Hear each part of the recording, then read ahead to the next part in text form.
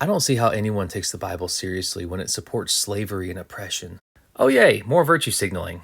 First of all, slavery in the Bible was nowhere near the same thing as the transatlantic slave trade that we think of today. It was oftentimes voluntary and a way to pay off a debt or avoid starvation. What the Bible does is lay out rules to protect slaves to ensure that they're treated with dignity and respect, which was not common in that era. The Bible does not condone the brutal, dehumanizing forms of slavery that we see in more recent history. What it does is actually acknowledge that we live in a fallen world and provide a framework for justice and mercy within that context. The Old Testament continually promotes the idea that all people are made in the image of God and therefore deserve dignity and respect. Slaves were also freed every so often, which points to how Jesus frees us from our slavery to sin. The point of this is also to understand that we need to treat each other a certain way, regardless of the station that we're in. So if somebody owns a slave, that person is still meant to treat their slave with the love of God. And likewise, that slave is still supposed to look at their earthly master with the love of Christ, with the attitude of the servant king,